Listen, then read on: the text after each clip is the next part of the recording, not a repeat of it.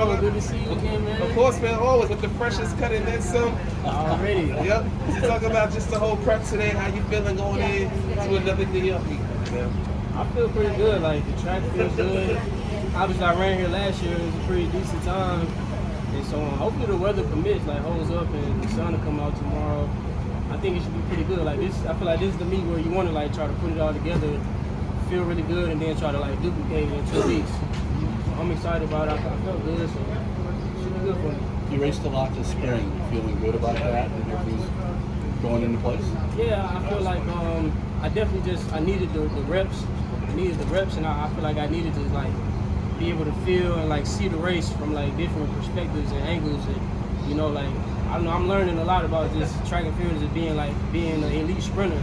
Like it's more than just getting out there and just running. Like the 100 is just such a technical race. And so I feel like I haven't put together my best race of the season yet. I feel like I'm still like putting the pieces together, but it's all there. And I feel like all the times indicating practice, how I'm feeling, like, you know, me having control over my body. It's more so just mental at this point, just putting it all together on race day.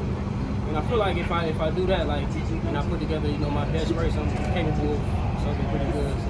Will you race between now and the U.S. Champs? Nah, so we'll leave here, go back, train, and take it out to Eugene. Cool. Was Kingston kind of motivating after, you know, the third place in LA, but then came back right back, got that win in Kingston? Was that a motivation? I mean, yeah, you always want to win, but you know, in this game, like you competing against the world pretty much every weekend. So you know, you see different times, you see different races, and I just try to just focus on like making sure I'm progressing, you know. So I didn't even look at it as like trying to bounce back. It was more so like, okay, like I felt decent, like let me, you know what I'm saying, clean it up, try to feel better.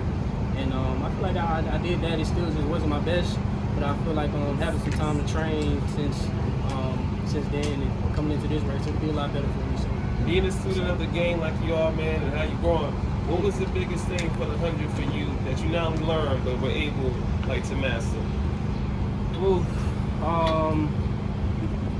just staying patient, but you know, I feel like having like energy, the proper energy displacement throughout the race, but still like staying patient. Like you don't want to just like be focused too much on the back end and forget the front. You don't want to just be focused on just trying to blast, like, you know what I'm saying, the front out the blocks, and you know what I'm saying, get out of position. It's like it's really an art to it, and I think for me it's just about like focusing on my strengths and just staying patient and smooth, and that's probably the biggest thing. I feel it coming together nicely, so it's exciting. You've spoken about being a student of the sport and, you know, really knowing your history well.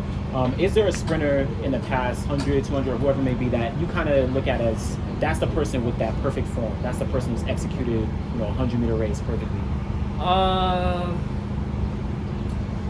I'll say the person who I feel like I can probably emulate the most would probably be Maurice Green. You know, and I've gotten to know him over the years, so he's, you know, he's a friend of mine. You know, that's OG. I can call him up and talk to him about, you know, anything really, but when it comes to track, he's always giving me game, and so that's somebody, you know, obviously he had the 60 world record before me, and so our race patterns are kind of similar, and so we talk about a few things, and I feel like his form is, you know, he's one of the best, so I would say him. Do you keep tabs on like the current state of the 100 meters right now, right? Between you, Fred, Noah, et cetera, do you kind of keep tabs on it, or you kind of keep a, you know, focused mindset as you race week to week? Oh, I mean, as a fan of the sport, like it's hard not to see everything that happens, not just the 100, but you know, any event. You know, I keep up with the sport and what's going on. But as a competitor, you know, I'm just focused on being my best and just trying to get in my bag. Like I feel like if I'm at my best, I feel like if I'm at my A game, I can put that up against anybody in the world. Like I don't care who it is, and so I'm really just focused on like just cleaning it up, making sure I'm at my best when it's time.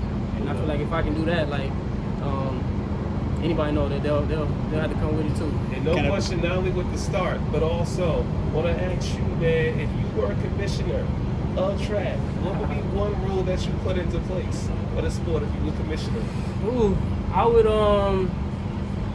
have like I guess like an athlete union, you know, like in the NFL, you know, they have like the NFLPA, or like the NBA has the Players Association, that would be the rule I would put in place. Like, you know, have an association of experienced athletes, you know, come through and made a name for themselves in the sport, and actually have a committee to where, like, if rules need to be changed, they have the biggest say so, you know, and they are able to have a lot more pull and rank in the sport and represent the athletes properly.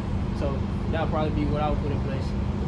Another question about the state of the 100. A lot of times coming out of the Olympics, everyone's kind of chasing the gold medalist, and you get the sense this year that there's just a lot more parity. Is that surprising to you that somebody hasn't kind of emerged as the clear-cut favorite so far? Nah, man. I mean, I think just like as the sport is evolving, and you know, athletes are just getting better and better.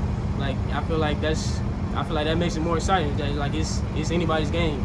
Like and I'm grateful and happy to be a part of that crop of guys leading the charge. And you know, like you said, like it's a lot of parity in it. Like you never know who's gonna win on that day. And like I was saying before, it's like I know if I come with my A game, like somebody had to do something pretty special to come out on top of me. And that's what makes it exciting. That's what makes it competitive. And it's definitely no shock. It's no surprise. It just kind of that's the nature of the sport. Amazing. Thank you guys so much. Thanks, sir.